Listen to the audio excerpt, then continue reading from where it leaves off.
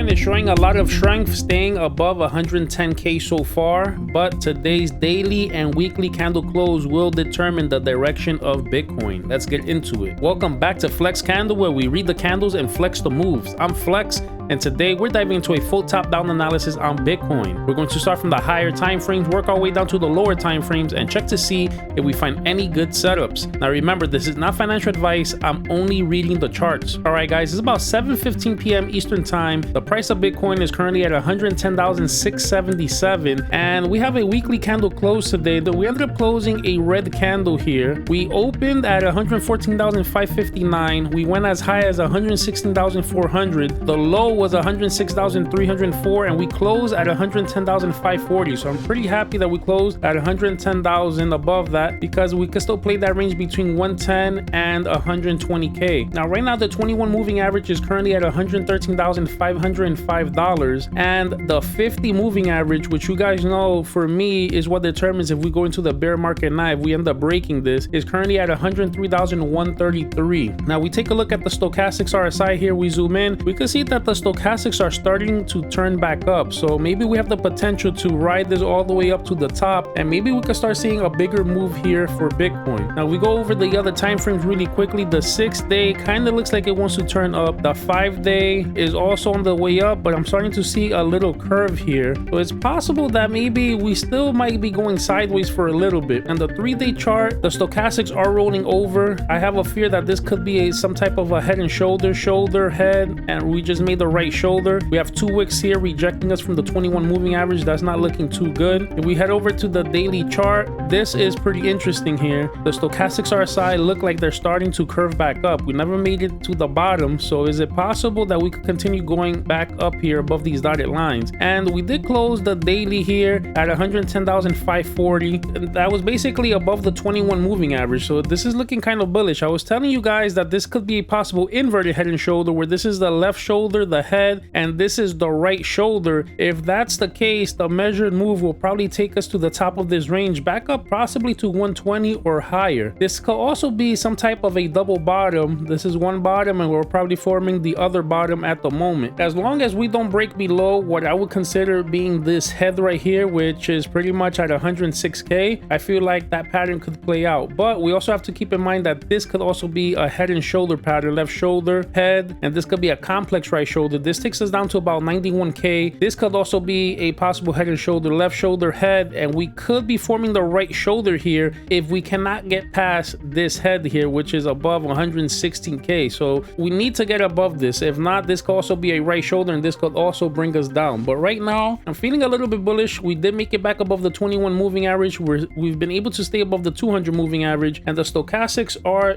starting to point up, so that's giving us some signal that things could be a little bit bullish. The 22-hour chart, stochastics are pointing up, but we really do need to get above this 200 moving average. On the 8-hour chart, we still have room to continue going up. We still haven't gotten above the 21 moving average here. Now on the 4-hour chart, the stochastics were rolling over. Now they're starting to point back up. This also looks like some type of an inverted head and shoulder.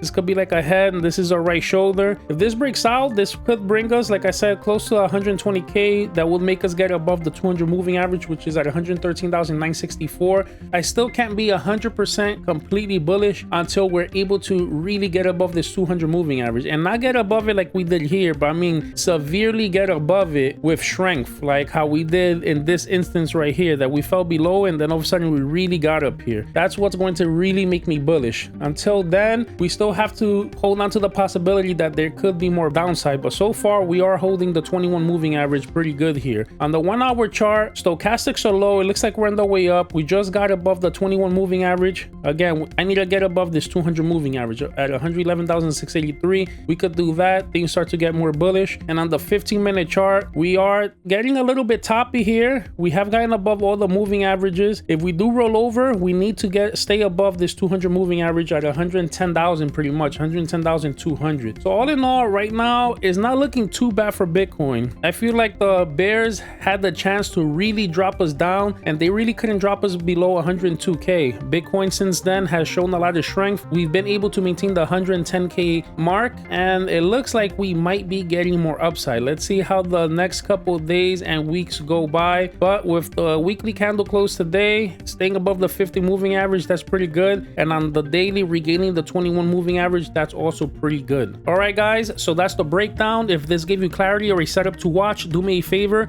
like, drop a comment, subscribe, and if you have a stock or crypto you want me to go over, drop it in the comment section. This is Flex Candle, where we read the candles and flex the moves. Catch you on the next chart.